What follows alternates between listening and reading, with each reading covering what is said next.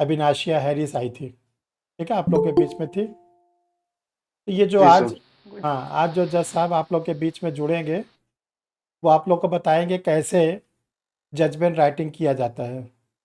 जो आप लोग के मेंस में कोई भी एग्ज़ाम दोगे, एपीओ का दोगे, सिविल जज का दोगे, एचएसजीएस का दोगे, हर एग्ज़ाम में जजमेंट राइटिंग आता है। तो जजमेंट राइटिंग सिविल का भी आता है, क्रिमिनल का भी आता है, ठीक है। तो देखो, ये डिस्ट्रिक्ट जज की पोस्ट पर रहे और आपने, हम समझते हैं कि कई हज़ार जजमेंट दिए हैं जुडिशियल ऑफिसर्स के रूप में। तो ऐसे अनुभवी व्यक्ति आप लोग को जब गाइड करते हैं तो आप लोग को ज़्यादा फ़ायदा मिलता है। आप लोग इनकी बातों को सुनिएगा और इसके साथ साथ जब सर की बात कंप्लीट हो जाएगी तो आप लोग को जो कहीं पर कोई दिक्कत होगी, कोई भी समस्या होगी, उसको पूछ लीजिएगा, ठीक है। उनके बताने के दौरान आप लोग कुछ न पूछिएगा, जब वो कंप्लीट कर लेंगे तो हम आप लोग को सबको टाइम देंगे। और सभी लोग कैमरा को ऑन रखेंगे, कैमरा कोई बंद नहीं रखेगा, ठीक है, इस बात को ध्यान रखिएगा। और जो भी आप लोग को लगता है कि हमें जजमेंट राइटिंग में कोई बात हमको जानना है तो आप उनसे पूछ सकते हैं।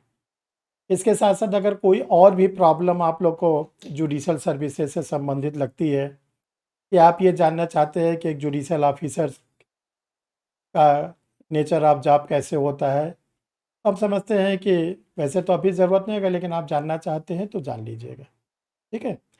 और कल आप लोग की क्लास जैसे रूटीन पे चलती है, सुबह 9 बजे आप लोग की क्लास माइनर रेट की रहेगी, उसमें लिमिटेशन एक चल रहा है, सुबह 9 बजे। दिन में 11 बजे जिन स्टूडेंटों के मेंस की क्लास है वो अपने समय पर मेंस की क्लास चलेगी। 6:30 बजे जो बैच है उसमें लॉ ऑफ टार्स चलेगा, उसमें 2 दिन का कोर्स बचा है। और 25 से 25 तारीख से उसमें जो नया पेपर स्टार्ट होगा, इंडियन कॉन्ट्रैक्ट एक्ट, भारतीय संविदा अधिनियम।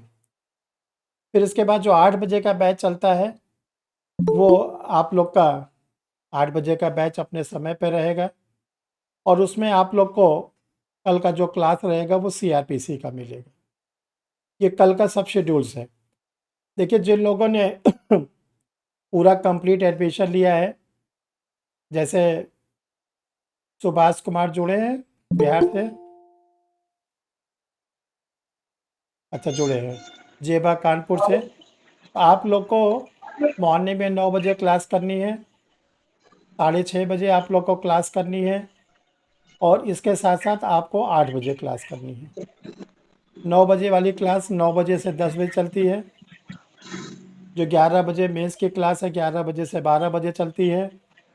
तो 6:30 बजे उदय बैच की क्लास है, वो ध्यान रखिएगा, वो 6:30 से 7:30 चलती है। आधे घंटे की गैपिंग रहती है। फिर 8 बजे से 9 बजे आप लोग का चलता है सीआरपीसी, वो 8 से लेकर 9, सवा 9 तक आप लोग की क्लास चलती है। और जैसे आरती आपने जो आज एडमिशन लिया है वो आपका माइनर रेट का है। आरती, आवाज़ सुन रही हैं, धार से, मध्य प्रदेश। जी सर। हाँ, तो आपकी क्लास कल रहेगी सुबह 9 बजे, ठीक है, क्योंकि आपने लिमिटेशन एट का एडमिशन लिया है, ठीक है।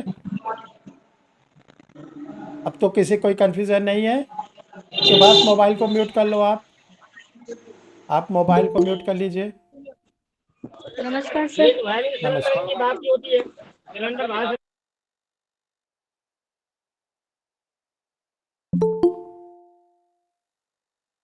देखिए, आप लोग के बीच में सर जुड़ रहे हैं और आप लोग सब लोग कैमरा ऑन रखिएगा। Good evening sir. Good evening. Good evening sir. Good evening. Good evening. Good evening sir. देखिए, हम लोग के बीच में गुड जज इवनिंग साहब सर। आप लोग के बीच में आ गए हैं, good evening sir. District and session जज good evening sir. Shri Kesari Nandan Gupta ji. Sir, आपका परीक्षा रिफ्रेशर लॉ क्लासेस में बहुत बहुत स्वागत है। और आज आपने परीक्षा रिफ्रेशर लॉ क्लासेस के रिक्वेस्ट को स्वीकार किया। और सर, ये स्टूडेंट जो हैं बिहार जुडिशरी की तैयारी कर रहे हैं, राजस्थान जुडिशरी की तैयारी कर रहे हैं, मध्य प्रदेश और यूपी की तैयारी कर रहे हैं। इसमें से सर कुछ स्टूडेंट ऐसे हैं जिन्होंने प्री का एग्ज़ाम क्वालिफाई कर लिया, मेंस की गुड इवनिंग सर। तैयारी कर रहे हैं। Good evening. तो गुड इन लोग के सर एक जो समस्या रहती है वो प्रैक्टिकल समस्या रहती है कि कैसे how to write correct judgment. हम लोग को जो एग्जामिनेशंस में आता है मेंस में लिखने के लिए जजमेंट राइटिंग, उसी पे सर आपका इन लोग का बहुत ही मार्गदर्शन की सख्त आवश्यकता है, जिसके लिए हमने आपसे सर रिक्वेस्ट किया था। तो अगली आवाज़ अब जज साहब की रहेगी। सर आवाज़ आ रही है आपको? नमस्ते सर। नमस्कार। आ रही नमस्ते सर। नमस्कार। है आ रही है। जी सर, तो सर अगली आवाज़ आपकी रहेगी और इन लोग को सर जजमेंट राइटिंग पर थोड़ा सा मार्ग निर्देशन दे दीजिए। जजमेंट राइटिंग तो अब एग्जाम में भी आता ही है। जी सर।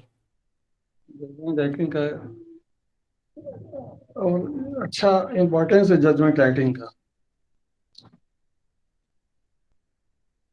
जो नंबर डिफरेंस करता है जजमेंट राइटिंग में बहुत करता है। और तो आपका जीके वगैरह सब मैथमेटिकल है, आपको मिल जाता है जो आपको सही है।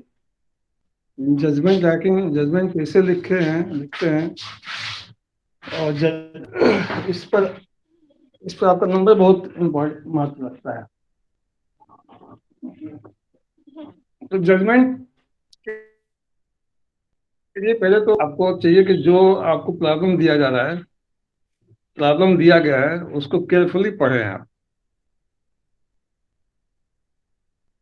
केयरफुली पढ़ें और देखें कि उसमें प्लेंटिफ का क्या करना है और डिफेंडेंट का क्या करना है।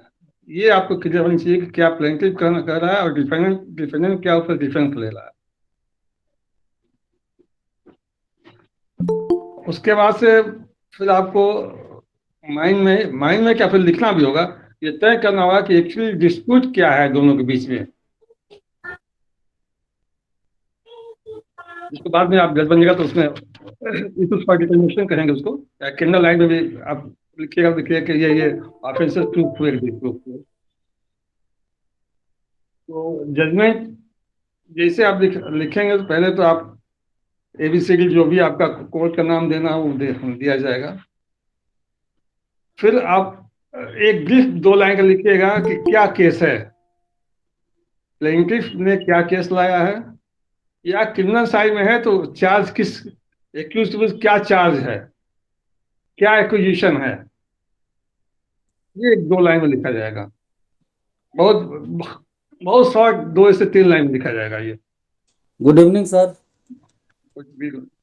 उसके बाद से आपको प्लेंटिफ का केस ब्रीफली देना है, जितना ब्रीफ आप दे सके प्लेंटिफ का केस देना होगा और उसके बाद डिफेंडेंट का केस देना होगा। आपने उसके बाद से जज कीजिए कि क्या दोनों के बीच एक्चुअल डिस्प्यूट क्या है, पॉइंट ऑफ डिटर्मिनेशन क्या है। अगर वो 1-2 पॉइंट आप लिख सके तो बहुत अच्छी बात है कि हाँ इन दोनों के बीच में ये पॉइंट ऑफ डिस्प्यूट ये है, ये इश्यूज ये है। तो उस इशू से संबंधित आप डिस्कशन में जाइएगा तो 2-2 लाइन प्लेंटिफ का केस, डिफेंडेंट का केस और एविडेंस उसको लिखना होगा कि प्लेंटिफ ने क्या इस संबंध में एविडेंस लाया है और डिफेंडेंट ने क्या उसको कैसे उसको काटा है या नहीं काटा है। फिर उसके बाद से आपको जानना होगा कि उससे रिलेटेड लॉ क्या है, जो भी पॉइंट ऑफ इश्यूज है उससे रिलेटेड लॉ क्या है, उससे रिलेटेड केस लॉ क्या है, केस लॉज क्या है।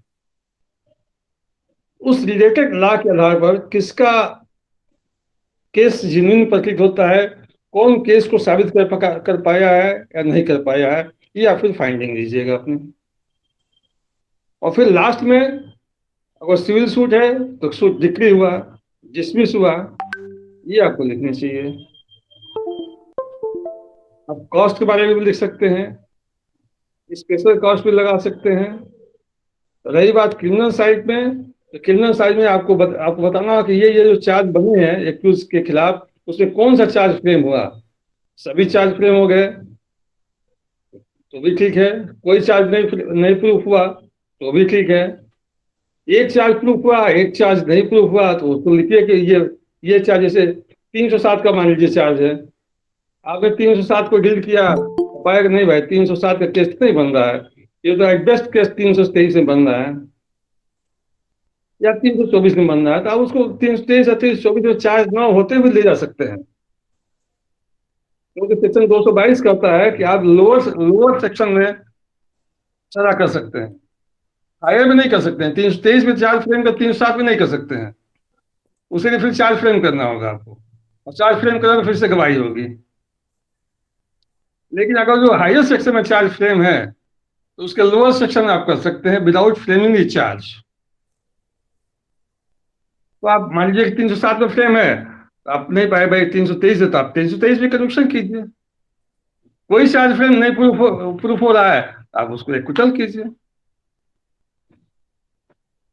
यही तो जजमेंट का प्रोसेस है। और कोई बात नहीं समझ में आ रही हो तो आप पूछिए, तो उसके उसके अनुसार हम आंसर देंगे आपको। देखिए, आप लोग के बीच में सर ने सिविल केस और क्रिमिनल केस का ब्रीफ बताया कि सिविल केसेस में प्लेंटिफ क्या कह रहा है, प्लेंटिफ का डिफेंडेंट क्या जवाब दे रहा है, किन बातों को काट रहा है, किन बातों को हाँ कर रहा है। इसके बाद जो इश्यूज बनते हैं उस इश्यूज के बाद आपको देखना है कि इस पर क्या इस्टेब्लिश लॉ है। आपको इश्यूज आपको दिया नहीं रहेगा ना, आप कोर्ट में भी काम कीजिए तो इश्यूज नहीं को दिया जाएगा। वो वकील दे दे सजेस्ट कर दे वो अलग बात है, लेकिन इश्यूज अपने दिमाग से बनाना रहता है। सर तो एक क्वेश्चन सर करना था। इसमें आप लोग को जो पूछना हो, हमारा कहने का मतलब ये है कि जो सर ने ब्रीफ अभी आप लोग के सामने रखा सिविल का या क्रिमिनल का, जिस स्टूडेंट को जहां पर पहले भी कोई दिक्कत हो सिविल से रही, पूछिए फिर क्रिमिनल पूछिएगा, हाँ पहले सर का कहना है सिविल वाला आप लोग पहले पूछ लीजिए, फिर क्रिमिनल वाला। क्योंकि अच्छा फिर दोनों एक ही में हाउस पॉच हो जाएगा। चलिए, Yes, सिविल sir. वाले जो लोग पूछना चाहते हैं एक एक करके पूछ ले। सर सिविल सिविल में भी मेंटेनेंस मेंटेनेंस जो मिलता है तो उसका मतलब अलग अलग अलग केस का अलग अलग रीजन पे मिलता है, सिर्फ सिविल दौड़ी में दौड़ी मेंटेनेंस जो है जो भी मिलता है वो हिंदू मैरिज एक्ट के अंतर्गत मिलता है, यस और सर, क्रिमिनल साइड में मेंटेनेंस मिलता है 125 सीआरपीसी के अंतर्गत। यस सर, और एक अलग कानून, एक अलग अभी ला आ गया है, वो डोमेस्टिक वायलेंस एक्ट, उसके Yes. अंदर भी मेंटेनेंस मिलता है। लेकिन सारे जो अगर डिफरेंट डिफरेंट केस तीनों पांच जो केस किया होंगे तो उसमें सब एडजस्ट होगा। ऐसा नहीं कि आप सिविल में अलग ले लीजिए, क्रिमिनल में अलग ले लीजिए, डोमेस्टिक वायलेंस में अलग ले लीजिए। यस सर, जो हायर होगा वो मिलेगा, वो बाकी एडजस्ट हो जाएगा उसमें। Yes sir. ये तो आपका थोड़ा सा अलग क्वेश्चन हो गया। आप लोग जल्दी अच्छा, कोई क्वेश्चन पूछ सकते हैं, कोई दिक्कत नहीं है। हाँ, थोड़ा आप लोग जल्दी करेंगे तो अधिक सब लोग को चांस मिल जाएगा। सिविल के केस में जिसको जिसको जो पूछना हो वो जल्दी जल्दी फटाफट पूछ ले, बिना किसी संकोच के, क्योंकि देखो हाँ, बार बार कोई कोई प्रॉब्लम नहीं, कोई दिक्कत नहीं। बार बार सर को लाना संभव नहीं होता। इसलिए जब आप लोग के लिए बहुत भाग्यशाली है कि आप लोग के बीच में आए हुए हैं, तो आप लोग के Yes. जो भी सिविल की प्रॉब्लम हो पूछिए। सर हाँ बोलिए बोलिए। Good evening sir. सर मैं ये पूछना चाह रही हूँ कि सिविल केस जो रहता है वो मिनिमम कितने पेजेस में अपन लिख सकते हैं? देखिए, ये कोई हार्ड एंड फास्ट नहीं है। आप 2 पेज में लिखिए, 1 पेज लिखिए, क्या समय है और कितना ब्रीफ आप उसको समझ के लिख सकती हैं। टाइम भी तो आपके एग्जामिनेशन में कम रहेगा, आपको वही एक जजमेंट ही क्यों नहीं लिखना है, और साथ साथ क्वेश्चन रहेंगे। तो कितना टाइम आप उस पर दे रही हैं और उसमें कितना लिख पा रही हैं, इस पर निर्भर करेगा। कोर्ट की बात अलग है। जी सर। कोर्ट में तो आप सिविल जजमेंट 10 पेज में होगा, 20 पेज में होगा, 5 पेज में होगा, वो अलग बात है। लेकिन आपको तो भाई एग्जामिनेशन के क्या ख्याल से देखना है ना, कि कितना टाइम आप उस पर दे पा रही हैं उस जजमेंट को लिखने में। आप जी सर। उस जजमेंट पर लिखने में कितना था तो उसी में आपको एडजस्ट करना है। ऐसा नहीं कि आप पूरा प्लेंटी पे केस ही 1 पेज लिख दीजिए, पता चला कि आप डिफरेंट केस लिखते लिखते आपका टाइम भी हो गया। जी सर। आप और एकदम कुछ आउट कीजिए, अगर आपके पास कम समय है तो 2 लाइन 4 लाइन में लिखिए प्लेंटी पर केस कि साहब ये जो है रिकवरी आप पोजीशन के लिए लाया है केस, ये डिक्लेरेशन आप टाइटलिंग के लिए लाया है, ये रिकवरी आप मनी के लिए लाया है, उसे ए ने बी को इतना ये मनी दिया था और जो नहीं नहीं वापस कर रहा है इसलिए इसने केस लाया है। ऐसे 2 लाइन में लिखिए, 3 लाइन लिखिए, समय के अनुसार अपना लिखिए कि छूटे नहीं, पूरा हो जाए। Yes sir. देखिए बहुत ही महत्वपूर्ण बात आप लोग के लिए बताया सर ने, कि अब समय का इससे विशेष ध्यान लिखिएगा रखें। स्पेसिफिक परफॉर्मेंस का सूट है, स्पेसिफिक परफॉर्मेंस में 4 लाइन का लिखिए। साहब स्पेसिफिक परफॉर्मेंस के लिए सूट लाया है, ए ने बी से एक साथ एग्रीमेंट किया था कि ये लैंड उसको बेचेगा, लेकिन वो इतना एडवांस दिया गया था, इसके बावजूद भी वो बेच नहीं रहा है। हम खरीदने के लिए तैयार हैं, बार बार उसको कहे कि तुम बेच दो, लेकिन बेच नहीं। 4 लाइन लिखिए प्लेंटी का केस। अगर समय है तो आप जितना दिया हुआ उसके अनुसार लिखिए। ये आपके ऊपर निर्भर करता है, ये कोई इसका हार्ड एंड फास्ट रूल नहीं है। जी सर। और कोई क्वेश्चन किसी स्टूडेंट का सिविल से रिलेटेड? चलिए, क्रिमिनल केस से रिलेटेड कुछ, हाँ बोलिए बोलिए। Judgment writing point to point लिखना कंपलसरी रहता है, मीन्स अभी आप ध्यान नहीं दिए, एक बताया आपको, हाँ आप ध्यान दिए नहीं। पॉइंट फॉर डिटर्मिनेशन या पॉइंट फॉर इश्यूज क्या है? डिटर्मिनेशन मतलब आप वही इश्यूज डिटर्मिनेशन एक कीजिए, क्या चीज उससे डिस्प्यूट है। जैसे हम स्पेसिफिक परफॉर्मेंस में तो एक पहला पॉइंट बना कि साहब ये कॉन्ट्रैक्ट हुआ था, और डिफेंडेंट कॉन्ट्रैक्टर पे डिसाइड कर रहा है कि साहब नहीं हम तो कोई कॉन्ट्रैक्टर नहीं किए थे इनसे, तो वो भी एक डिसाइड करना होगा। अगर मान लीजिए डिफेंडेंट कॉन्ट्रैक्ट एडमिट किया है, लेकिन कह रहा कि नहीं साहब ये तो कॉन्ट्रैक्ट हम किए थे, लेकिन इन्होंने कभी तैयार नहीं हुए हमको 5 पेमेंट और पेमेंट करने के लिए। हम बार बार इनसे कहें कि आप जमीन दिखवा लीजिए, लेकिन इन्होंने पैसा ही हमको नहीं दे रहे थे। तो फिर एक चीज तो आपको एडमिट हो गया कि साहब वो कॉन्ट्रैक्ट हुआ था, लेकिन डिफरेंट रेटिंग नहीं था, तो ये पॉइंट डिसाइड करना होगा, डिफरेंट रेटिंग नहीं था। इसलिए पॉइंट फॉर डिटर्मिनेशन बहुत इंपॉर्टेंट है सिविल के जजमेंट में। जी सर। अगर एक हॉच पॉच लिखिएगा तब तो गड़बड़ हो जाएगा, आपका जजमेंट भी क्लियर नहीं होगा और समय भी अधिक लगेगा। जी सर। डिटर्मिनेशन जहां आप माइंड मेकअप कर लीजिए कि साहब यही डिस्प्यूट है इस दोनों के प्लीडिंग के अनुसार, प्लेंटिफ और डिफेंडेंट के प्लीडिंग के अनुसार ये पॉइंट फॉर डिटर्मिनेशन है, यही एक्चुअल डिस्प्यूट है। क्योंकि बहुत चीजें डिफेंडेंट एडमिट करता है कभी कभी, जैसे कॉन्ट्रैक्ट एडमिट कर लिया, जहां भाई कॉन्ट्रैक्ट हुआ था, तो वो डिसाइड करने की जरूरत नहीं है, ये तो लिखे यहाँ कॉन्ट्रैक्ट हुआ था, डिफेंडेंट ने मान लिया, इसको कहा कि यहाँ कॉन्ट्रैक्ट हुआ था। तो जो एक्चुअल डिस्प्यूट है उसी को डिस्कस कीजिए। आप देखिए कि डिफेंडेंट का एडमिशन क्या है, प्लेंटिफ के केस को किस हद तक एडमिट किया, क्या क्या बात एडमिट कर लिया, वो डिसाइड करने की जरूरत नहीं है। वो एक लाइन लिख देना, लिख लेना कि प्लेंटिफ का केस है, डिफेंडेंट ये अपना प्लीडिंग में इसको स्वीकार किया है, बस 2 लाइन की बात है। जी सर। जी सर। चलिए आगे, आप लोग किसी को और सिविल में कुछ पूछना है? अच्छा, क्रिमिनल केसेस में, अगर क्रिमिनल में आप लोग को कोई दिक्कत हो बताइए। सर क्रिमिनल में भी जजमेंट जो लिखा जाएगा तो वो भी page page page number of page के साथ लिखा जाएगा क्या? पेश का नहीं है, आप फिर मेरी बात नहीं फॉलो की आप लोग। देखिए क्रिमिनल क्रिमिनल में पहला क्या है, पहला प्रोसीजर क्या है, प्रोसीजर बताइए तब आपको आगे बढ़े हम। मतलब 498 एफआईआर होगा, चार्जशीट होगा, यस सर। एक्यूज एफआईआर होगा, ठीक है। बिल कराया नहीं कराया वो अलग मैटर है, उससे अभी हम उसके बाद क्या होगा, उसके बाद से चार्ज बनेगा या एक्विजिशन एक्सप्लेन होगा, यही 2 प्रोसेस ना है। Yes sir. अभी हम पुलिस केस की बात कर रहे हैं, चार्ज बनेगा या एक्विजिशन एक्सप्लेन होगा।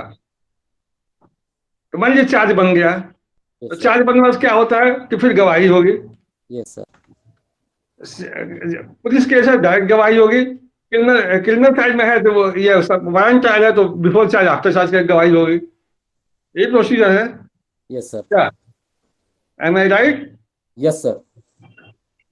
तो जब चार्ज गवाही हो गई, एविडेंस दोनों डिफेंस 313 हो गया, डिफेंस हो गया, तो आर्गुमेंट हो गया, तो जजमेंट हो गया। ये प्रोसेस एग्जैक्ट होने के बाद आपके सामने क्या है, चार्ज है। ये क्यों के खिलाफ क्या क्या चार्ज लाया गया है, जी सर। 323 लाया गया, 307 लाया गया, 379 लाया गया है, 302 लाया गया है, 304 लाया गया है, 304 भी लाया गया है, 498 लाया यस सर। गया। जिस सेक्शन में चार्ज बनता है वो आप जजमेंट पहले लिखिए। फर्स्ट पैराग्राफ यही है, जजमेंट एक्यूज के खिलाफ ये इन सेक्शन में चार्ज फ्रेम हो गया, या ये इसलिए चार्ज फ्रेम हुआ है, ये दहेज के लिए किया गया है, हत्या के प्रयास के लिए किया गया, हेडिंग खाली यस सर। मारपीट के लिए किया गया है, चोरी के लिए किया गया है, ये आप ऊपर 2 लाइन कि आप फर्स्ट जजमेंट देखते हैं कि आपको दिमाग में आ जाए कि साहब ये किस बात का जजमेंट होने जा रहा है। Yes sir. ये जजमेंट जो है किस बात के लिए होने जा रहा है, उसको पूरा जजमेंट पढ़ने की जरूरत नहीं पड़ी, क्या जजमेंट हुआ वो तो बाद में पड़ेगा, लेकिन ये उसको फर्स्ट पैराग्राफ से मालूम हो जाना चाहिए कि किस बात के लिए जजमेंट होने जा रहा है। उसके बाद जो आप डील करना है कि चार्ज वाइज डील करना है आपको। चार्ज वाइज नहीं करने में 2 चार्ज ज्वाइंटली भी ले सकते हैं आप, सिंगल सिंगल चार्ज भी ले सकते हैं। अगर चार्ज दो चार्ज एक दूसरे से रिलेटेड लगते हैं, अब ज्वाइंट 300 ऑलमोस्ट सेपरेट टाइप का चार्ज है, इसको ज्वाइंट लेने का कोई मतलब नहीं है। 323 अलग डील कीजिए, 379 अलग डील कीजिए। अब जैसे मैंने 323 और 307 है, अब चाहे तो ज्वाइंट ले सकते हैं इसको। 307 फेल करेगा, 323 प्रूफ हो सकता है, दोनों फेल कर सकता है, दोनों प्रूफ हो सकता है। Yes sir. नहीं क्लियर हुआ आपको? क्लियर सर, क्लियर हुआ।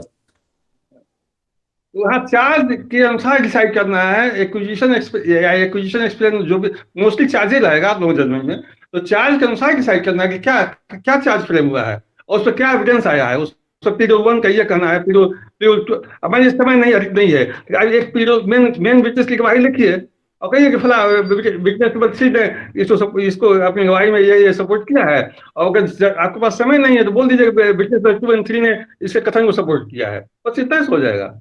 यस अगर जो आपके पास समय है तो 2 लाइन उसकी गवाही भी लिख दीजिए, फिर उस पर डिफेंस लिखिए कि डिफेंस का क्या उस पर कहना है। अब आप उस पर अपना विचार दीजिए कि क्या ये जो ये 20 विटनेस वो विटनेस नंबर 1, 2, 3 जो है उनकी गवाही आप बिलीवेबल है कि नहीं बिलीवेबल है, यस सर। तो वो आपको डिटरमिन करना है। जी जी जी सर। ये गवाही जो सपोर्ट कर रहे हैं ये विश्वास योग्य है कि नहीं है, कि कहीं ऐसा नहीं तो किसी दबाव में दिया है, चाहे कोई दुश्मनी के कारण दिया है, या इतना अधिक कंट्राडिक्शन है सबके गवाह में, उनके गवाह में क्या विश्वास नहीं कर सकते हैं उनकी किसी की गवाही। Yes sir. ऐसा है। और फिर लास्ट में वो कंक्लूजन में लिखना है कि साहब ये प्रोसिक्यूशन ने चाहिए ये इस सेक्शन में चार्ज फ्रेम किया है, चार्ज प्रूफ किया है, हम उनको गिल्टी पाते हैं। ये देखिए लास्ट क्रिमिनल का लास्ट लाइन बहुत इंपॉर्टेंट है, नोट कर लीजिए आपको। Yes sir. आप लोगों को कि प्रोसिक्यूशन ने एक्यूज के विरुद्ध सो एंड सो सेक्शन में चार्ज आरोप को साबित किया है, ये लाइन होगा आपको।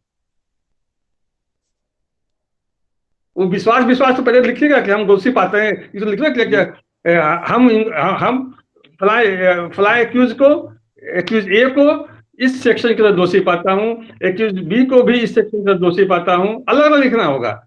एक साथ एक बी को इस सेक्शन के अंदर दोषी पाता हूँ, तदनुसार इनको सेक्शन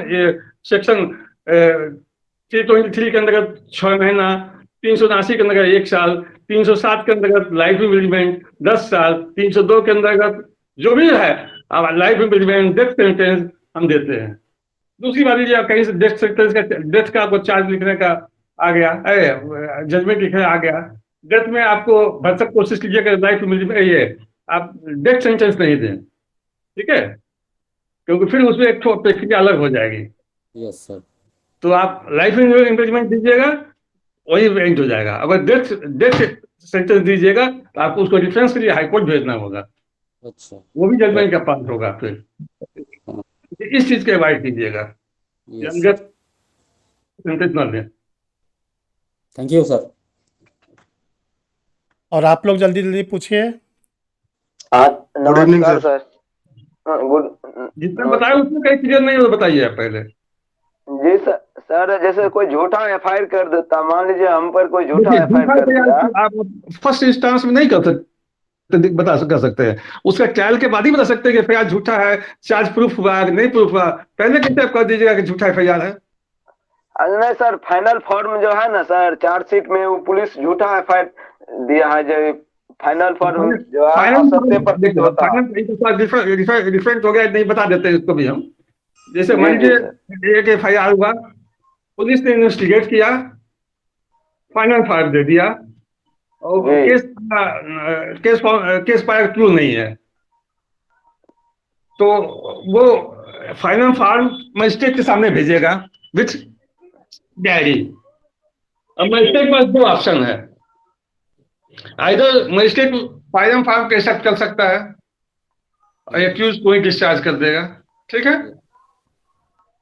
जी सर, वो जज साहब जो है सर, वो एक्यूज्ड बना दिए हैं वो फाइनल फॉर्म के विरोध में। या तो पहले आप अपनी बात कर लीजिए, तब हम अपनी बात कहें, या मेरी बात पूरा सुन लीजिए। श्रीमान आप ही का बोला जाए पहले। तो एक तो जब मजिस्ट्रेट के यहाँ गया तो वो मजिस्ट्रेट को दो बताया ना, दो ऑप्शन है। एक ऑप्शन है कि फाइनल फाइल एक्सेप्ट करके आप वहीं डिस्चार्ज कर दे। दूसरा लगता है कि मजिस्ट्रेट को जो भी इन्वेस्टिगेशन कलेक्ट हुआ है कोई ऑफेंस बनता है तो मजिस्ट्रेट की इम्पावर है कि आपको कुछ बना के समन कर दे। जी या मान लीजिए 10 एक्यूज हैं तो किसी 2 एक्यूज को कर दे, 3 एक्यूज को कर दे, 10 के खिलाफ कर दे। मजिस्ट्रेट के पुलिस के इन्वेस्टिगेशन से मजिस्ट्रेट के हाथ नहीं बंधे हुए हैं, ये बात ध्यान रखिए। आप चूंकि पर्सनल केस पूछ रहे हैं, हम समझ रहे हैं, कोई पर्सनल मैटर आप उसको पूछ रहे हैं। जी दो एक्यूज है सर उसमें। हाँ तो मजिस्ट्रेट बंधे हुए नहीं है। हाँ, अब उसके बाद आपको क्या राइट है? आपको राइट है तो या तो एक्यूजों के ट्रायल फेस आप एपीओ का ट्रायल फेस करें, या आप हमारा नंबर ले लीजिएगा, पर्सनल केस पूछना सबसे डायरेक्ट पूछ लीजिएगा, ठीक है। जी सर। आप बता देते हैं सबकी जानकारी के लिए। तो मजिस्ट्रेट के हाथ बंधे हुए नहीं है। उसके बाद आपको ऑप्शन है रिवीजन का, उस मजिस्ट्रेट के वादे के विरुद्ध आप डिस्ट्रिक्ट जज रिवीजन कर सकते हैं, हाई कोर्ट में उसके क्वेश्चन के लिए जा सकते हैं, ये सब ऑप्शन आपको है। लेकिन मजिस्ट्रेट कहिए कि पुलिस ने मजिस्ट्रेट के दे दिया, मजिस्ट्रेट को हाथ बांध दिया, ऐसा नहीं है। मजिस्ट्रेट का हाथ खुला बना। अब उसका हमको जजमेंट नहीं याद है, जजमेंट का चूंकि अभी तो काफी दिन हो गया था, लेकिन उसका सुप्रीम कोर्ट का जजमेंट है इस पर। मजिस्ट्रेट क्या क्या ऑप्शन है डिफरेंस हमको नहीं याद है, नहीं बता सकता है। आप कहिएगा तो डिफरेंस खोज के बाद में बता देंगे, लेकिन जरूरत है नहीं उसकी। हो सके कि श्रीवास्तव जी के पास वो डिफरेंस हो भी, हमारे पास में था लेकिन अभी दिमाग से विस्मृत हुए। जैसे बात पुलिस जो है वादी के विरुद्ध 182 और 211 उस पे लगाया है धारा। ठीक है। तो जैसे ही मजिस्ट्रेट ने आप वो समन कर दिया एक्यूज को, तो 182 या 211 का प्रक्रिया ड्रॉप हो जाएगी, वो नहीं चलाएगा, दोनों नहीं चलाएगा। 182 102 चलाए और एक्यूज को समन कर दे, स्वीट एंड सावर एक साथ नहीं चलेगा ना, मीठा खट्टा एक साथ नहीं चलेगा, या तो मिठाई चलेगा या मिठाई चलेगा, ठीक है। उसी तरह जिस तरह से सर हमको एक्यूज्ड बनाया गया, तो हम जैसे बेल करा लिए, तो अब सर उसमें क्या होगा? आप चाहे तो अभी भी आप क्वेश्चन में हाईकोर्ट जा सकते हैं, रिवीजन में डिस्ट्रिक्ट जज का रिवीजन कर सकते हैं, लेकिन रिवीजन टाइम तो बीत गया होगा, आप उसका 90 दिन समय है। आप क्वेश्चन में हाईकोर्ट 226 में फाइल कीजिए क्वेश्चन के लिए। ये 90 दिन श्रीमान जैसे आप गुजर गया है, तो अब क्या ऑप्शन है कोई? हाईकोर्ट सीधा फाइल कीजिए, वो 226 में रिट फाइल करने के लिए कोई लिमिटेशन नहीं है। 482 के अंतर्गत 482 में क्वेश्चन के लिए जाइए हाई कोर्ट में। जी श्रीमान, हम सर से नंबर लेके बात करेंगे। 482 सीआरपी से एक बार पढ़ लीजिए, रिट भी 226 कॉन्स्टिट्यूशन में जाता है हाई कोर्ट में। हाई कोर्ट में क्वेश्चन फाइल कीजिए, वो तो सर अधिक राइट ना हो गया। फाइल कीजिए, बस जरूर फाइल कीजिए, पैसा भले खर्चा हो लेकिन फाइल कीजिए। राइट हो गया, 26 तो राइट हो गया कॉन्स्टिट्यूशन संविधान के लिए। श्रीमान वो झूठा एफआईआर जो करा केस भी हो जाता है ऑलमोस्ट। Yes sir. सर एक क्वेश्चन और है श्रीमान, वो एफआईआर जो हम पे किया गया, जैसे मान लीजिए वो मेरे पिताजी के साथ पहले वो घटना किया था, अगर केस को पिताजी ने मेल किए, उसके एवज में वो फंसाने के लिए करते, दवा बनाने के लिए वो एफआईआर किया। वो तो देखिए प्रक्रिया की बात है, काहे के लिए किया नहीं किया वो सबसे मतलब नहीं है, वो सब कोर्ट बाद में देखेगी, ट्रायल में देखेगा। अभी तो आपको हो चुके हैं, आप एपीओ का बेल भी कराया है, अब लोअर कोर्ट में आपको ट्रायल फेस करना होगा। अगर वो केस क्वेश्चन नहीं होता है तो आपको ट्रायल फेस करना होगा। जी वो अपने डिफेंस में कहिएगा जब उसकी गवाही हो जाएगी। अभी तो बताया कि अभी तो प्रोसीजर में बताया एक बार कि चार्ज बनेगा, गवाही बनेगी, 330 होगा, फिर डिफेंस का एविडेंस होगा। तो डिफेंस में आप कहिएगा कि सर हमको इसलिए फंसाया गया है, उसके उस तरह का एविडेंस दीजिएगा, खाली जबानी का एविडेंस नहीं होगा। रिलेटेड जो एविडेंस होगा वो प्रोड्यूस कीजिएगा डॉक्यूमेंट से। जी श्रीमान। इस स्टूडेंट को क्रिमिनल जजमेंट में सर से और कुछ पूछना हो तो आप लोग पूछे पहले। और बाकी एक चीज़ आप लोग को बता दें कि जज साहब जो है निःशुल्क विधिक सहायता भी सभी लोग को देते हैं। आप लोग जो भी अपनी प्रॉब्लम को उनके सामने रखते हैं तो जो भी लीगल उस पर हो सकता है आंसर उसका आपके द्वारा दिया जाता है। इसके लिए सर फेमस भी हैं। तो आप लोग की कोई पर्सनल प्रॉब्लम होगी तो हम नंबर दे देंगे, आप लोग सर से बात कर लीजिएगा। लेकिन आज क्लास में थोड़ा आप लोग उस टॉपिक पे बात कर लीजिए जो आप लोग के जुडिशरी में आता है। आप लोग का बिहार का मेंस होने वाला है, यूपी का मेंस होने जा रहा है। तो जो जुडिशल सर्विसेज में क्रिमिनल जजमेंट से रिलेटेड जो बातें आप लोग को दिक्कत महसूस हो रही है उस पर पहले डिस्कस कर लीजिए। जल्दी जल्दी बोलिए अगर किसी का आंसर हो तो, क्वेश्चन हो। Good good evening evening sir. Sir मेरा क्वेश्चन ये था कि जजमेंट राइटिंग में जो है कुछ लैंग्वेज का भी कोई बैरियर होता है क्या? देखिए, आप बैरियर तो कुछ नहीं है, आप जिस लैंग्वेज में बढ़िया से लिख सके उसी लैंग्वेज में लिखिए। हिंदी में लिख सकते हैं हिंदी में लिखिए, इंग्लिश में लिख सकते हैं तो इंग्लिश में लिखिए। नहीं, ऐसा लैंग्वेज जैसे नहीं सर लिखिए कि जिसमें आपको लिखे कुछ अर्थ का अनर्थ हो जाए कुछ। ठीक नहीं, है, जैसे सर हिंदी इंग्लिश अगर मिक्स करके लिखना चाहे तो वो हाँ लिख लिख सकते हैं? सकते हैं, मतलब सेंटेंस तब हिंदी के वर्ड इंग्लिश के वर्ड लिख सकते हैं, लेकिन सेंटेंस एक सेंटेंस हिंदी एक सेंटेंस इंग्लिश लिखना हमको लगता है उचित नहीं होगा। जैसे आप माने रेस जुडिकेटा है, रेस जुडिकेटा लिख सकते हैं इंग्लिश में, लेकिन आप कहिए कि एक सेंटेंस हिंदी में लिखे एक सेंटेंस इंग्लिश, ये उचित नहीं लगता है। जी, थैंक यू। इंग्लिश के वर्ड लिख लीजिए ताकि जब मान लीजिए हो सकता है कि हिंदी वाला वर्ड वरना आप प्रांग नाम न्याय लिखिए रेस जुडिकेटा का, हो सकता है वो न समझे, इसलिए वहां रेस जुडिकेटा सब लिखिए। ठीक है, जी जी इंग्लिश सर। टर्म्स लिखिए ताकि जो आपका कॉपी जांचने वाला है वो भी समझ जाए कि हाँ साहब, हाँ ये क्या लिखना चाहता है। बाकी तो लैंग्वेज समझेगा, लेकिन वो लीगल वर्ड्स जो है वो बहुत लोग नहीं समझते हैं। जी अब जैसे रिवीजन है तो रिवीजन लिखिए, आप लिखिएगा पुनरीक्षण, हो सकता है पुनरीक्षण सब नहीं समझे वो। अपील है, सीधा अपील लिखिए, इंग्लिश हिंदी में अपील लिख लीजिए। देखिए एग्जाम से देखता है कि आपने लॉ का जजमेंट देखा कि कितना लॉ का नॉलेज है आपका, और जजमेंट बिल्ड करने का क्या प्रोसेस है आपका, किस तरह से जजमेंट को आप बिल्ड कर रहे हैं। अब बोलिए आप वो देखिए सत्यकाम का बोलिए, क्वेश्चन बोलिए, बहुत ही बोलिए। अच्छा क्वेश्चन था कि ये अक्सर स्टूडेंट सर पूछते रहते हैं कि आप लोग अपने जजमेंट में या किसी लॉ के क्वेश्चन के आंसर में ऐसा नहीं कि एक अपना सेंटेंस आपने इंग्लिश में लिखा, एक सेंटेंस आपने हिंदी में लिखा, ये तो रॉन्ग प्रोसेस है।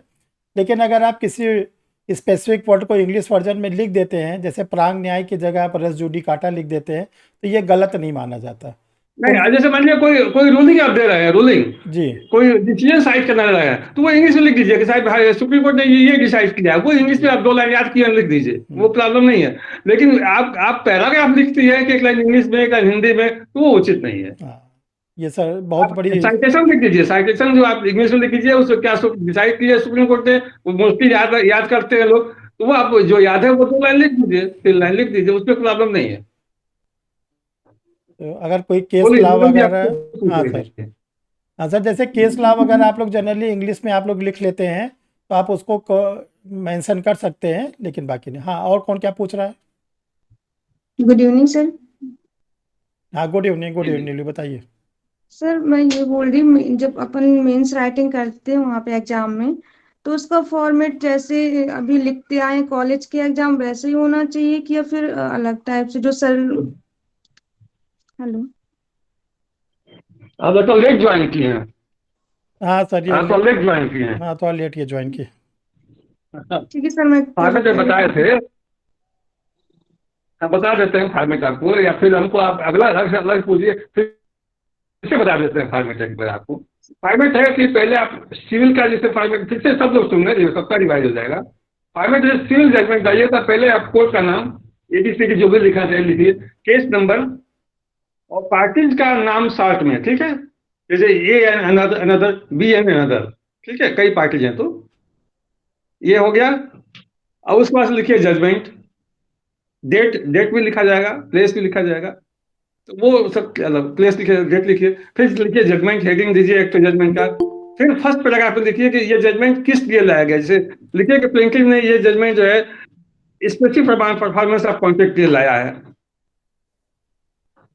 ठीक है, उसके बाद से प्लेंटिफ का क्या केस है ये लिखिए, डिफेंडेंट का क्या केस है ये लिखिए, एकदम ब्रीफ में लिखिए।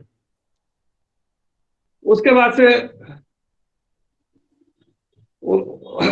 उसके बाद से लिखिए क्या, आप एक डिटेल पहले तो केयरफुली पढ़िएगा दोनों केस क्या है, तब ही लिख पाइएगा आप शॉर्ट में, एक दो में समझ लेकर केयरफुली पहले पढ़िएगा। उसके बाद से पॉइंट ऑफ डिटर्मिनेशन क्या है, इश्यूज क्या है दोनों के बीच में, क्या टकराव है दोनों के बीच में, किस बात पर विवाद है दोनों के बीच में, ये आप डिटर्मिन कर लीजिएगा। ये लिखिए कि ये दो बिंदु पर दोनों के बीच में डिस्प्यूट है, ये दोनों हमको डिसाइड करना है। फिर देखना है तो दोनों इश्यू दो पॉइंट बनता है तो एक one by one point decide करेंगे, एक एक करके डिसाइड करेंगे, या अगर ज्वाइंटली डिसाइड होने लगेगा तो फिर ज्वाइंटली डिसाइड कर देंगे उसको। और उससे फिर देखिए क्या एविडेंस है, डिफेंस का क्या एविडेंस है, किसका एविडेंस विश्वास योग्य है, किसका एविडेंस विश्वास योग्य नहीं है, उसके अनुसार लिखेंगे कि ये इशू जो है इसके फेवर में गया, और ये इशू जो है इसके फेवर में गया, ये लिखेंगे। फिर लास्ट में लिखेंगे कि ये सूट जो है डिक्लेयर हुआ या डिसमिस हुआ। यही तो है उसका फॉर्मेट। Thank you sir. और सर जो जैसे जज की तैयारी कर रहे हैं तो क्या हमें पहले से कुछ अपनी लाइफ स्टाइल जज जैसी कुछ बनानी चाहिए, क्या करना चाहिए सर, थोड़ा सा अरे लाइफ बताएंगे? स्टाइल जब सिलेक्शन हो जाता है तो चेंज हो जाता है अपने आप। ठीक है, अभी जो लाइफ स्टाइल है, तैयारी के लिए जो लाइफ स्टाइल चाहिए वही लाइफ स्टाइल आप यूज कीजिए, उसी लाइफ स्टाइल में रहिए। नहीं सर, मैं ये बोल रही जैसे आप घर में ही कुछ करते वो होता ना जजमेंट देने वाला कि जैसे भाई बहन में कर रहे तो कहते ना पक्षपात करे तो मुंह देखा व्यवहार कर देते, उस टाइप का पूछ रहे हैं सर नहीं, हम नहीं, कि बात हमें हम क्या फॉलो नहीं बोलना करते। चाहिए, हमें सच ही बोलना चाहिए स्टार्टिंग से ही कि फिर जैसे? बात समझ नहीं आ रही है आपकी, सर आप ये चाहते हैं ये कि बोल बात रही, क्लियर कीजिए। सर इनका क्वेश्चन ये है कि जैसे व्यवहारिक जीवन में लोग क्या करते हैं कि सामने वाले के मुंह के अनुसार बोलते हैं, चाहे घर हो चाहे समाज हो, तो क्या हमें ऐसा रहना चाहिए, हमें हर समय सही बोलना चाहिए? अरे नीलू ये तो बहुत मुझे ही कोशिश करना चाहिए कि एकदम सही बोले, जब तक कि बहुत ऐसा नहीं कि आपके झूठ बोलने से किसी का अब किसी की जान खतरा है और वहां झूठ बोल दीजिए तो उतना उतना माफ है, और लोग कैसे खोलेंगे? लेकिन ज्यादातर कोशिश करना है कि सही बोले। 10 ठीक है, अगस्त लिखा है ना। हर बात में झूठ नहीं बोलना चाहिए। कुछ लोग देखते हैं कि हर बातें में झूठ बोलते हैं, वो ठीक नहीं है। झूठ, अब ऐसा नहीं है कि अब कोई आदमी कहते कि हम कभी झूठ बोले नहीं, ये बहुत आपको रियलिस्ट मिलेगा, लेकिन हाँ वो झूठ जब ऐसा सर्कमस्टांस हो जाए कि अच्छा बोलना बहुत ही जरूरी है, नहीं तो या तो हमारा बहुत नुकसान हो जाएगा, चाहे उस किसी दूसरे का बहुत नुकसान हो सकता है, चाहे हम खतरे में आ सकते हैं, तो वो एक आध लाइन बोला जा सकता है अधिक सारी लेकिन इसका अभी जजमेंट से कोई मतलब नहीं है। जी थैंक यू सर। और जो लाइफ स्टाइल, आप सुरक्षा की बात, अपने आप लाइफ स्टाइल आपका चेंज हो जाता है, चाहे जरूरत है तो चेंज होगा, नहीं जरूरत है नहीं चेंज होगा। चले भाई देखिए, सभी लोग झूठ तो ना बोला करिए, क्योंकि झूठ बोलने वाला व्यक्ति हर समय भारी भारी महसूस करता है। झूठ, देखिए एक चीज कहावत है कि एक झूठ बोलने के लिए 100 जी झूठ बोलना पड़ता हाँ है, बिल्कुल सर, एक सही। झूठ को छिपाने के लिए। और अब उसके एक बार झूठ बोलेगा तो उसको मीट आउट करने के लिए 100 झूठ बोलना पड़ेगा आपको, और इसलिए उसके कोशिश करिए झूठ नहीं बोलें। और उसके बाद भी सर झूठ झूठ ही रहता है, कभी न कभी पकड़ जाएगा। तो वही ठीक है, करते हैं उसको, फिर उसको प्रूव करने के लिए शायद नहीं हम तो सही बोले थे, सही उसको बोले 100 थे। को झूठ बोलना पड़ता है। उससे बढ़िया है कि एक बार सही बोल दो, दिल का बोझ हल्का हो जाए, फिर कभी आपको ज़रूरत ही नहीं पड़ेगी झूठ बोलने के लिए। तो भाई हमारा तो व्यक्तिगत ये मानना है कि झूठ बोलना ही नहीं चाहिए। ठीक है, चलिए और कोई क्वेश्चन किसी को क्रिमिनल लॉ से सर पूछ रहा हो सर से? जल्दी जल्दी करिए, आप लोग को चांस मिला है, आप लोग बैठे हुए हैं, कैसे जुडिशियल ऑफिसर बने? नमस्कार सर। हाँ बोलिए। नमस्कार सर। हाँ बोलिए अर्चना, सर बोलिए। मैं ये पूछ रही थी कि एसजेएस के जजमेंट राइटिंग और लोअर जुडिशियरी की जजमेंट राइटिंग, वो दोनों में थोड़ा सा अंतर है या सेम ही जो क्वेश्चन आता है वो सेम ही आंसर राइटिंग होगा जजमेंट राइटिंग? एसडीएस में और लोअर जुडिशरी के, हाँ जी सर। हमको लगता है जजमेंट क्वेश्चन तो डिफरेंस हो सकता है, लेकिन तो जजमेंट राइटिंग का मेथड जो है सेम ही है। अच्छा, मतलब उसमें जो है रिसेंट जजमेंट जो नहीं, ऑनरेबल सुप्रीम में कोर्ट का आपको अपील आ जाएगा, अपील का जजमेंट थोड़ा डिफर कर जाएगा। जी, अपील उसमें ज्यादा आता है एसजीएस में। हाँ, तो अपील का डिफरेंस थोड़ा डिफर कर जाएगा, वही बात सब वही होगी, लिखने की स्टाइल थोड़ा चेंज हो जाएगा। जी, उसमें क्या लिखना पड़ेगा सर? और जैसे उसमें इसमें दिखाना चाहिए कि फर्स्ट पैराग्राफ हेडिंग तो सब वही होगा, ठीक है, कोर्ट नाम और ये सब तो वही, पार्टी का नाम ये सब तो होगा ही। जी, और फिर वो फर्स्ट पैराग्राफ में होगा कि ये अपील जो है इस फला फला केस में फला कोर्ट के द्वारा किए गए फैसले के विरुद्ध लाया गया है, जी, जिसमें न्यायालय ने इस सूट को डिसमिस किया या डिक्लेयर किया है, जी, ठीक है। जी, तब उसके बाद से सीधे आप जाइएगा, तब फिर वही प्रक्रिया लोअर कोर्ट में जाएगी कि इसमें इस केस में प्लेंटिफ को क्या करना है, डिफेंडेंट का क्या करना है। जी, फिर उसमें फिर लोअर कोर्ट ने लोअर कोर्ट का इस पर क्या व्यू है, फिर आप देखिएगा कि इसमें क्या डिटर्मिनेशन पॉइंट है, फिर बाकी सब प्रोसेस वही हो जाएगा, खाली ऊपर जो है हेडिंग, ऊपर जो फर्स्ट पैराग्राफ चेंज हो जाता है। जी, और लोअर कोर्ट के उसमें जो ऑर्डर दिए हुए वो लिखना पड़ेगा वहाँ पे। हाँ, वो थोड़ा लिखना पड़ेगा ब्रीफ में जी, कि साहब लोअर कोर्ट ने ये जब इशू में जाइएगा तो लोअर कोर्ट ने इस इश्यूज को इनके पक्ष से डिसाइड किया है या उनके पक्ष से डिसाइड किया है, या शुरू में देखिए कि लोअर कोर्ट ने ये इश्यूज है इनके पक्ष से डिसाइड किया है, ये इश्यूज इनके पक्ष से डिसाइड किया है, ये इश्यूज इनके पक्ष में डिसाइड किया है।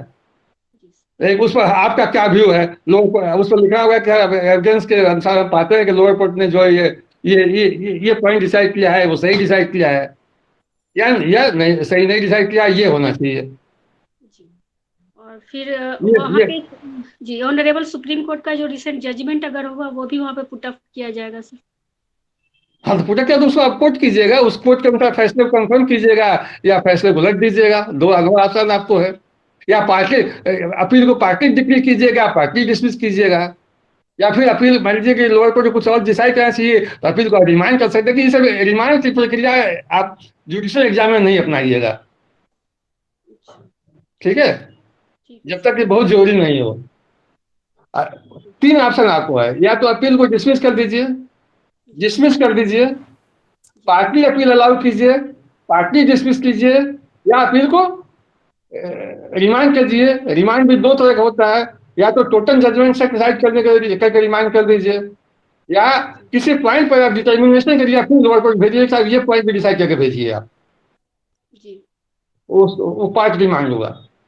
जी, वो सब खैर उतना काम अभी आपको जानने की जरूरत नहीं है, अभी आपको सिंपल डिसमिस या जी, अपील डिसमिस कीजिए या अपील डिक्लेयर कीजिए। राइटिंग में बस उतना ही लिखना है, हाँ, जजमेंट राइटिंग में, ठीक। नहीं राइटिंग में तो फिर बाद में डिस्कशन करने के बाद ही आप अपील को मानिएगा कि लोअर कोर्ट ने सही फैसला किया है या गलत फैसला किया है, जी, ये लिखना होगा कि लोअर कोर्ट ने ये फैसला सही किया है या गलत किया है, जी, ये लिखना होगा आपको। जी सर। आशुतोष, आपका एग्ज़ाम है 22-23 मई को, thank you sir. UP judiciary mains का। तो देखो चांस मिला हुआ है, आप जो भी पूछना चाहते हैं जजमेंट आपको लिखने को आएगा यूपी जुडिशरी मेंस में। सर आदेश कैसे लिखेंगे सर, लास्ट में सर बता दीजिए सर आखिरी में।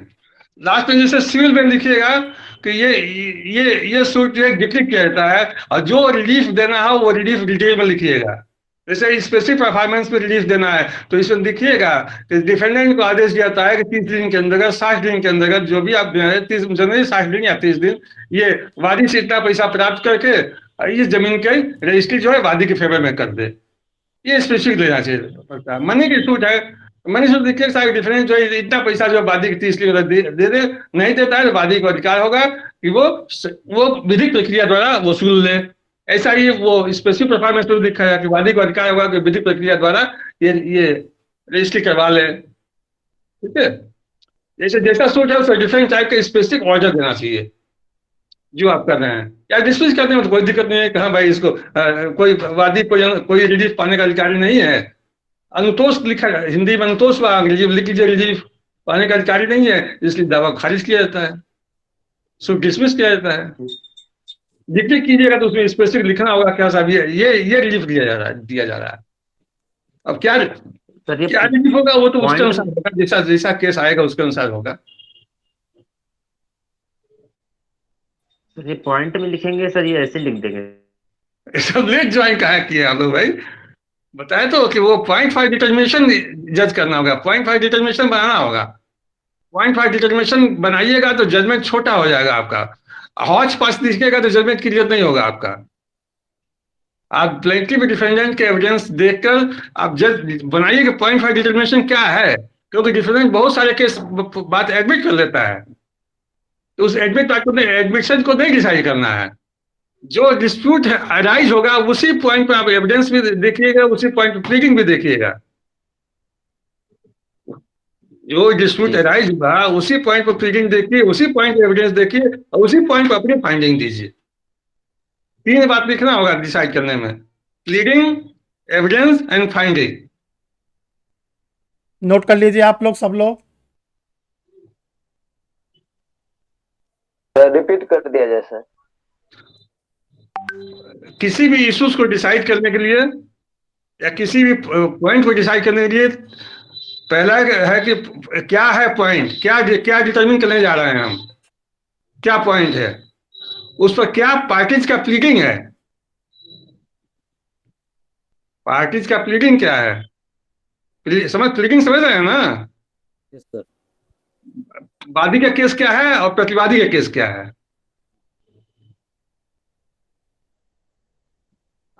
और उस प्लीडिंग में दोनों की बात आ जाती है। उस पर क्या वादी ने एविडेंस लाया है और क्या प्रतिवादी ने एविडेंस लाया है, और फिर उस पर आपकी क्या फाइंडिंग है, ये लिखना होगा। अब जितना समय आप दे सके शॉर्ट में लिख लिए। 7 करने का तरीका बताए थे आपको, मान लीजिए 3 गवाह है एक के पॉइंट पर, एक गवाह को थोड़ा सा लिखिए और उसका लिख लीजिए कि विटनेस नंबर 1 ने ये कहा है, विटनेस 2 एंड 3 ने सपोर्ट किया है। कोई कंट्राडिक्शन होता तो लिखना होगा फिर। और ये 3 चीजें हैं main, pleading, evidence and finding.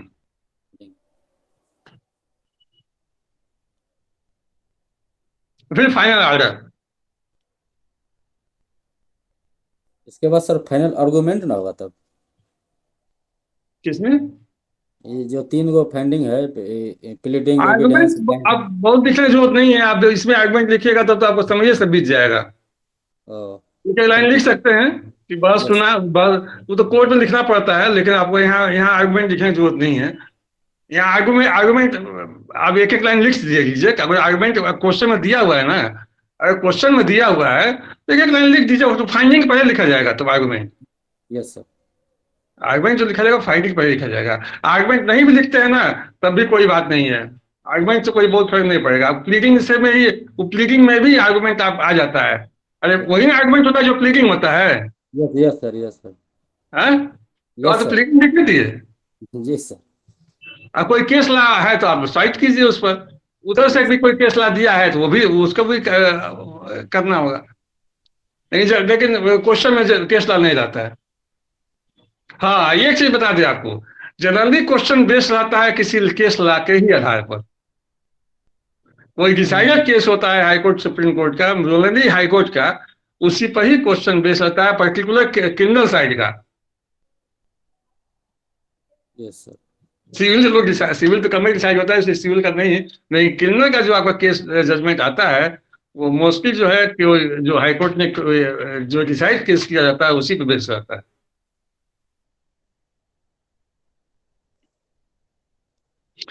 बहुत लंबा कीजिएगा तो उतना समझ नहीं मिलेगा आपको। आर्गुमेंट ठीक है, दिया लिखिए, फाइंडिंग के पहले लिखिएगा, एविडेंस के बाद। Yes sir. और किसी स्टूडेंट की कोई प्रॉब्लम? ठीक है सब लोग के। देखो एक बहुत ही महत्वपूर्ण, अर्चना जी आपके लिए बहुत ही महत्वपूर्ण है, आप एचएसएस की तैयारी कर रही हैं, कि क्रिमिनल के लिए ध्यान रखिएगा जिस स्टेट का आप दे रही हैं उस स्टेट के ऑनरेबल हाई कोर्ट के जितने भी क्रिमिनल डिसाइडेड केसेस हैं लीडिंग, उस पर विशेष फोकस करिएगा। और आप लोग भी जुडिशरी वाले, उससे ये हो सकता है कि आपके हाई कोर्ट का ही कोई केस पूछ ले। एसजीएस जो दे रहा है उसका मोस्टली जो है जो बेस होगा वो आपका जजमेंट वो हाई कोर्ट द्वारा डिसाइडेड केसेस के आधार पर होगा बेस। सर मैंने देखा है उसका प्रीवियस क्वेश्चंस सारे उस पे डिसाइडेड पे ही सारा ऑलमोस्ट वो जजमेंट बेस ही पूछते हैं, जजमेंट राइटिंग पे ही वही डिसाइडेड जजमेंट को ही आप क्वेश्चन नाम बदल के वही वो फैक्ट वही ब्रीफ में लिख देते हैं।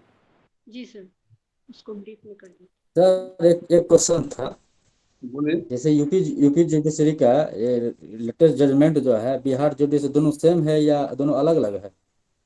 नहीं, अब ये हाई कोर्ट देखिए, इलाहाबाद हाई कोर्ट का अलग जजमेंट है, पटना हाई कोर्ट का अलग जजमेंट है, सुप्रीम कोर्ट का ये जजमेंट है। Yes sir. हाँ, लेकिन अगर अगर मान लीजिए अब यहाँ पे एक चीज बता दें आपको, जैसे आप कोई चीज डिसाइड कर रहे हैं, आपको इलाहाबाद हाई कोर्ट जजमेंट नहीं क्लियर हो रहा है, नहीं याद है, तो आप पटना हाई कोर्ट को लिख सकते हैं, बशर्ते कि उसके अगेंस्ट इलाहाबाद हाई कोर्ट का व्यू नहीं हो, क्योंकि इलाहाबाद हाई कोर्ट का कोई यूपी का दे रहे हैं तो इलाहाबाद हाई कोर्ट का ही व्यू प्रिवेल करेगा। Yes sir.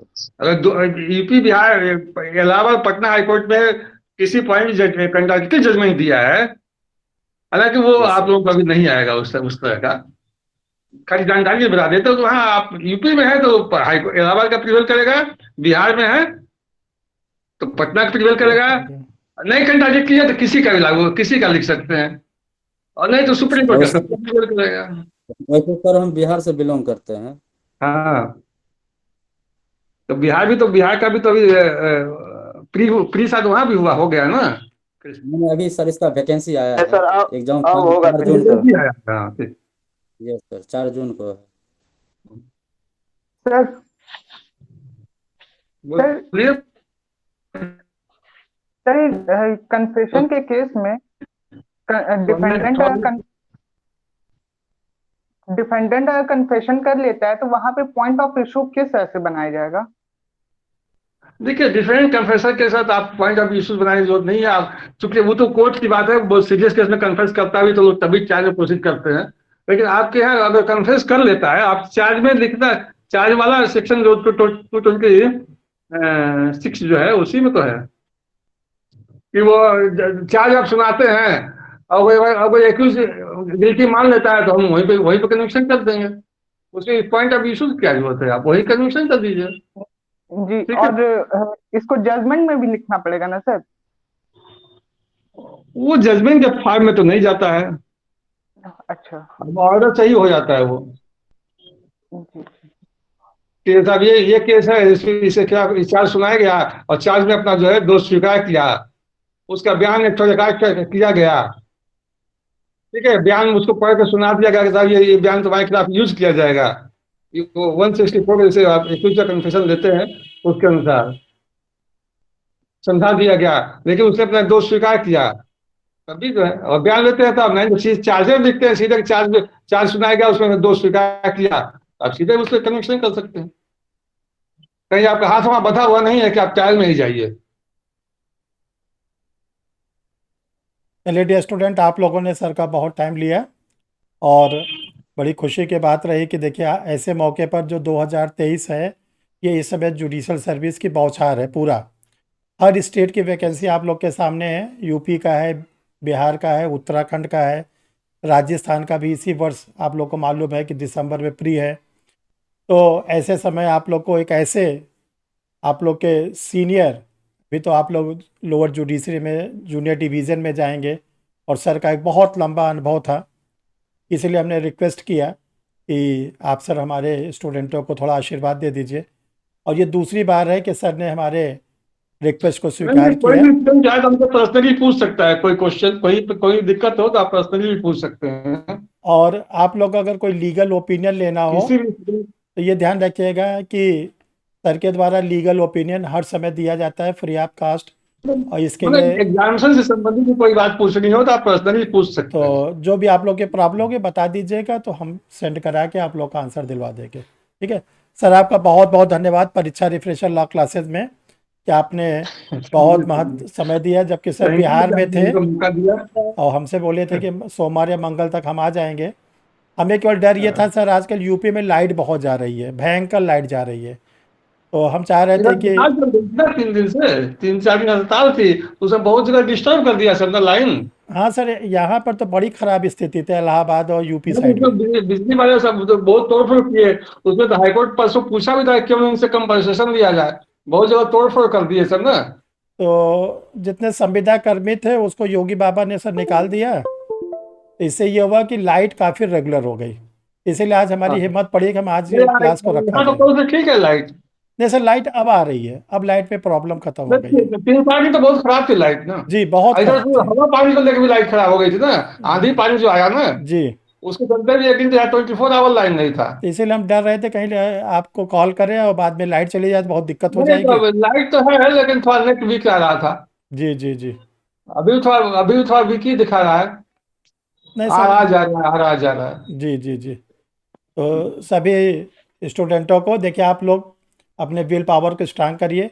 आप लोग लकी हैं कि देखिए कोई ना कोई आप लोग के बीच में आते रहते हैं। जैसे आज सर का आशीर्वाद मिला, देखिए इसके पहले आप लोग के बीच में साइकोलॉजिस्ट आई थी।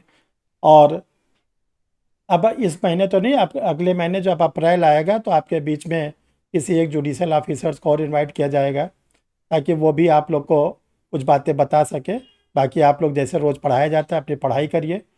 देखिए, आपको चाहे सर जितना पढ़ा दे, चाहे एक्सपर्ट्स आके जितना बता दे, जब तक आप लोग सेल्फ स्टडी नहीं करेंगे, और वो भी मिनिमम 6 आवर, तब तक कुछ होने आने वाला नहीं है।